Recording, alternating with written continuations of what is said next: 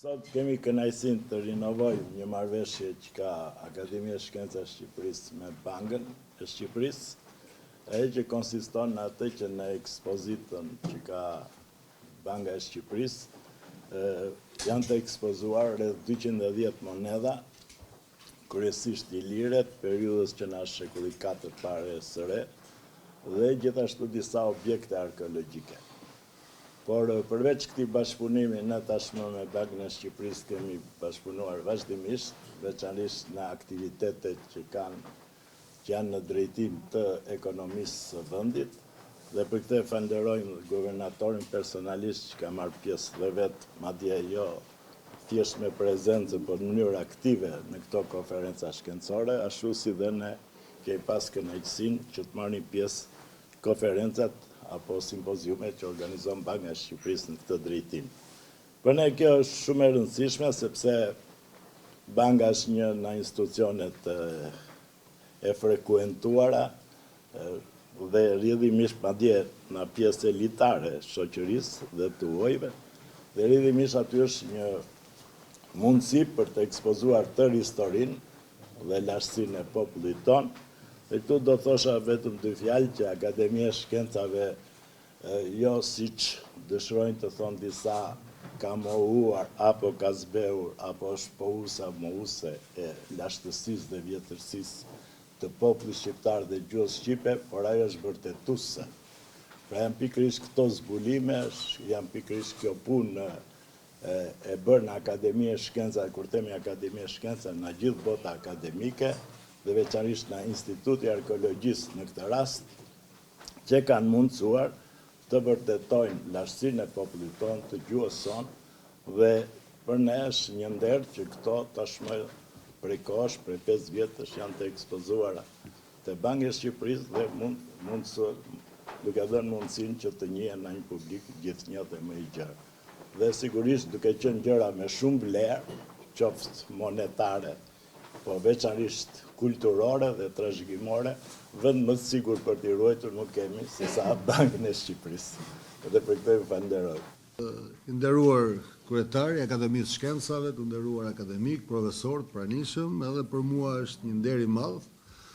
dhe kënaqësi të marr pjesë në këtë ceremoni nënshkrimi ku Banka e Shqipërisë dhe Akademia e Shkencave zyrtarizojnë vijimin dhe bashkëpunimin e tyre për ekspozimin në Muzeun e Bankës së Shqipërisë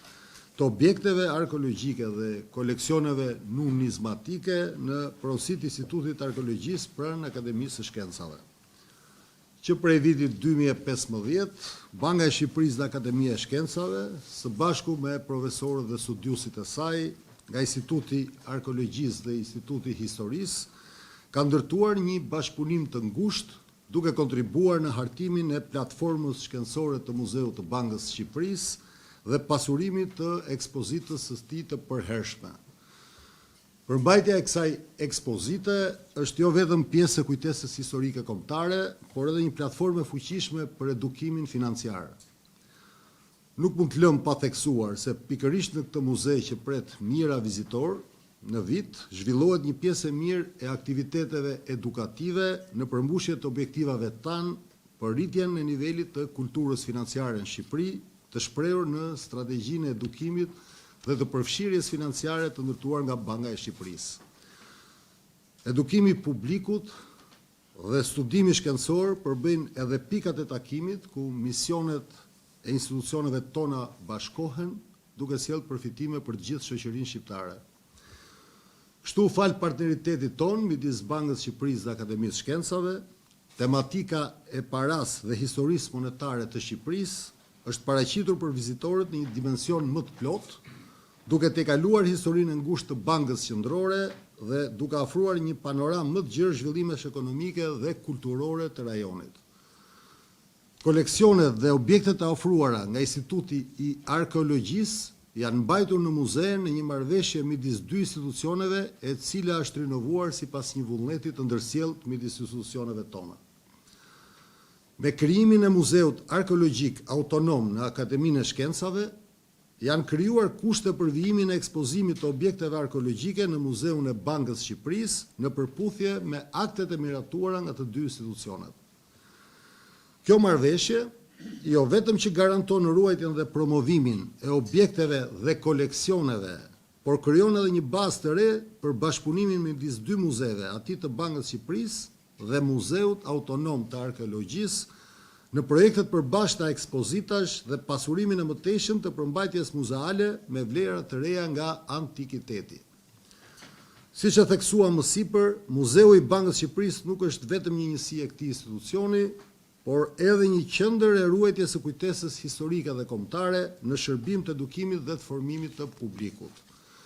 Në këtë kontekst, ky koleksion plotëson historikun monetar të paraqitur në Muzeun e Bankës së Shqipërisë. Ai përfaqëson një pjesë të rëndësishme të trashëgimisë son historike, duke ofruar dëshmi të pakundërshtueshme për zhvillimin e shkëmbimit paramonetar,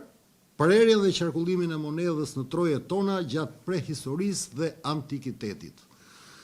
Duke falenderuar Akademinë e Shkencave, profesor Gjinushin, kryetarin e Akademisë dhe Institutin e Arkeologjisë për besimin dhe bashkëpunimin e vazhdueshëm, ne ndjehemi të nderuar për nënshkrimin e kësaj marrëveshje, e cila shënon një hap tjetër të rëndësishëm në angazhimin ton të përbashkët për ruajtjen dhe promovimin e trashëgimisë son kulturore. Profesor, ju falenderojmë shumë.